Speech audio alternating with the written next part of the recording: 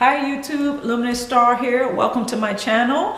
If this is your first time visiting, welcome. And a suggestion, come back and see me, but as a new subscriber. Okay guys, again, that's just a suggestion. Current subscribers, thank you so much for your subscription. This video is about narcissistic parents who choose the deep, dark, dirty secret over their children. Yeah, pretty deep stuff, because usually in dysfunctional families, this is if there's a narcissist that is at least one of the parent or both parents, right? Because usually you have a parent who is narcissist and the other one is a codependent, right? That's another video. But yes, if you grew up in a dysfunctional family and there was at least one narcissist in the family, particularly a parent, usually what they do is they choose the deep, dark, dirty secret over the child, right? They choose that secret and they neglect the child. Okay, so that's what this video is about.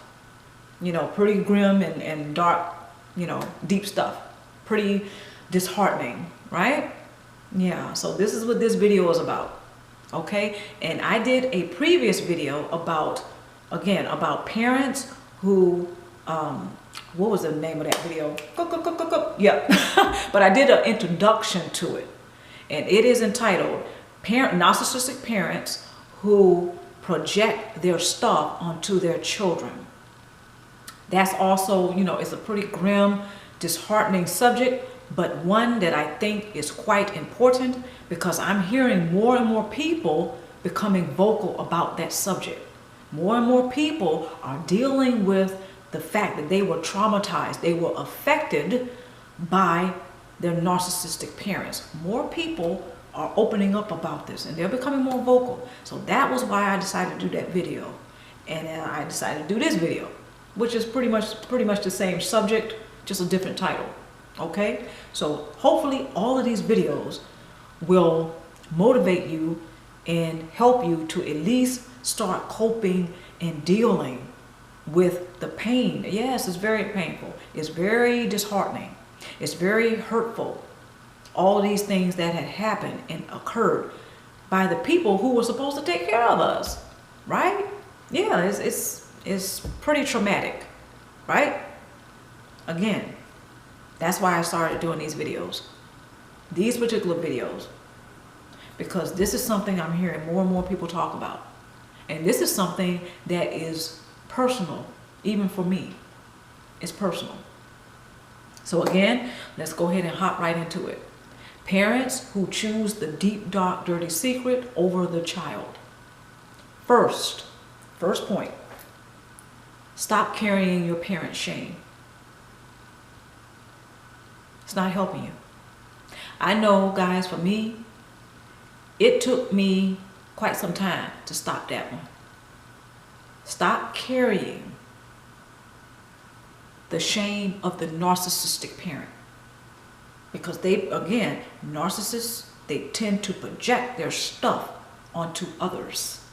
This doesn't exclude their children. They'll do it to their children too. Okay, so that causes, sometimes, pretty often though, that causes shame. The child feels and carries the shame, and it's usually rippling right into their adulthood. So that's my first point. Step number one, point number one, tool number one, discontinue to carry the shame of the narcissistic parent, because it's quite destructive. It's self-destructive. Earth, our home, incubator of life. Through our lines of... Point number two, discontinue to be emotionally invested in a dysfunctional family. Right? Easier said than done, but quite effective, because if you are continuing to be emotionally invested, that means you are fair prey. You're fair prey Forget fair play. You are fair prey to your parents or whoever else in your dysfunctional family who is a narcissist. You're fair prey because you're emotionally invested in the dysfunctional family, meaning all the rules, all the policies, all the contracts that consist of that deep, dark, dirty, dank unit called dysfunctional family. Yeah, you're right in the middle of it. You're agreeing to it. As long as you're emotionally invested, you're right in the middle of it. No matter how much you protest, no matter how much you complain, no matter how much you cry and scream about all the injustices, it will not stop. I can guarantee you that. It's not going to stop. Why? Because that is the conditioning that the narcissistic parent set up. Right when you were in your mother's womb, or, maybe it's your father who set it up. Maybe it was your mother and your father that set it up. Somebody set it up when you were a little baby. Even when you were in the womb, maybe. So you're not going to change that. Again, you didn't set it up. You didn't do this, but you were affected by it. That's where the trauma comes in. And that's also where complex PTSD, that's where the root of complex PTSD comes from. Children who are subjected to narcissistic injury. That's where the seed of the complex PTSD come from. Some people will not agree with me.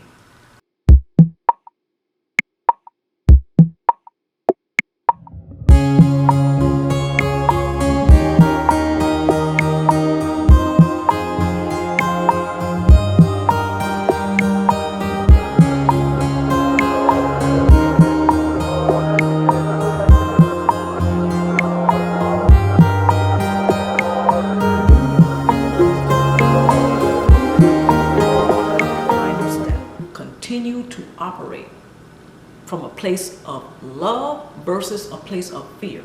Because if you operate from a place of fear, the narcissist can feed off of that.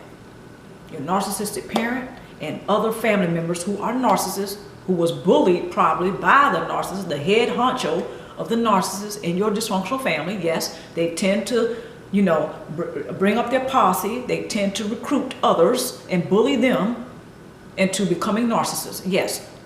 The head honcho of the narcissist. They usually do that in families, in the dysfunctional families, that is. So when you operate from a place of fear, the narcissist can continue to feed off of that. You don't even have to physically be around them. They will continue to get that supply from you. But if you operate from a higher vibrational frequency, which is love, they can't touch you. They can attempt to try to get their flying from a higher vibrational frequency, which no narcissist does. They operate from a lower vibrational frequency. But when you operate from a higher, they cannot effectively touch you. They can send all the flying monkeys they want, and they will. Whenever the narcissist feels a threat to their false security, they don't like it. Okay? Let me just put it bluntly. They don't like it. They're not going to have it. So whenever the narcissist feels a threat to his or her false self, no, they have to do some damage control, right?